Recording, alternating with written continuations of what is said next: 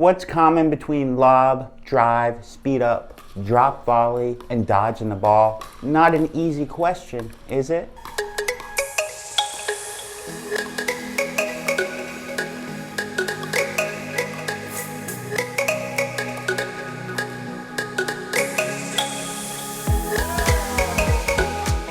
Hi, my name's Joey, and today we're going to learn how to apply psychological pressure on our opponents to win more points, games, and matches. So stay tuned.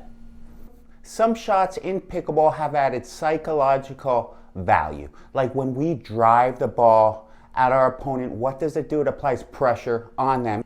And we can even apply more pressure on our opponents if our partner is pinching middle, shaking bacon, right? So we are applying psychological pressure on our opponents. However, the side effect of that, they might not return to us the rest of the game. We might be iced. That is a side effect of psychological pressure. I love saying that. When we're in a dinking battle at the kitchen line and our speed ups are working effectively, we're producing more pop-ups and getting more putaways. When we speed the ball up at the kitchen line, we make our opponents less confident, right? They don't know what's going to happen next. On that toes.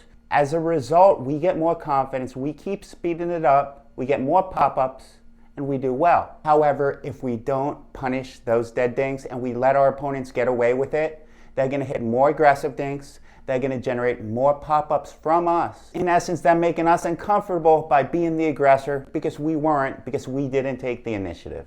I'm sure you have your aggressor in your group at your local rec play courts. I want to hear your story and comments. Speaking of speed ups, check out that video. It's a psychological thriller.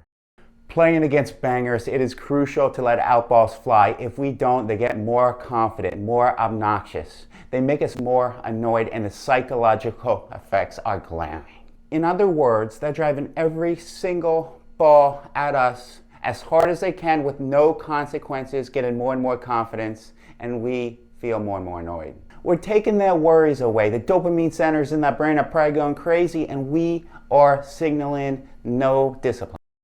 On the other hand, if we let outballs go, right, don't hit anything higher than our shoulder, we are showing discipline, putting the ball back in that court, and they have to change strategy. By signaling to our opponents we're not hitting outballs, they're going to have to drop more, hit the ball a lot lower, and what happens? They're going to hit the ball in the net more. And we're going to change the dynamics of the match by applying psychological pressure on our opponents by not doing anything, right? Not hitting the ball. Are you afraid of bangers? Leave your story in the comments below. I watch so many of my clients go to tournaments and the opponents are right on that kitchen line. The weight are on their toes, right? What should we do? Lob. The psychological effects of lobbing our opponents, especially in the wind at a tournament when they're leaning forward, opens up the fourth dimension. In other words, we produce doubt in our opponent's mind of what we're doing next, so they're less prepared, we're more prepared, and we change the dynamics of the match. The offensive third shot lob on the third shot used once in a while is effective because opponents are running straight into the kitchen. They think we're driving or dropping, and if we lob once in a while, it produces doubt in our opponent's mind and causes psychological warfare. And when your opponents are hugging the kitchen line, they're probably looking for speed up opportunities, and the weight is on the front of their toes, and a lob would be very effective in this situation, it really would. With that said, have lobbers cause emotional damage on you in rec play and tournaments? Vent in comments below, I'll respond. The drop volley used on the fourth shot, sixth shot, or any shot after is another effective shot with psychological benefits. Sometimes you play those opponents that are uncomfortable dropping, play really good defense, and take that time to get to the kitchen.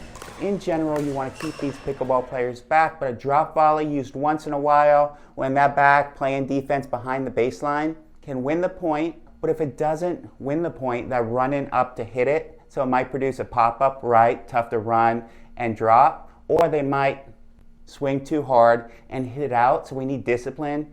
Do you have this? Because I don't. Please leave in comments below. In other words, the drop volley used sporadically increases our chances of winning the point by producing doubt in our opponent's mind. So what's common between lob, speeding the ball up, drop volley, dodging the ball, and driving the ball? It's a psychological benefits, of course. And when should we use these 5 shots that produce emotional damage on our opponents?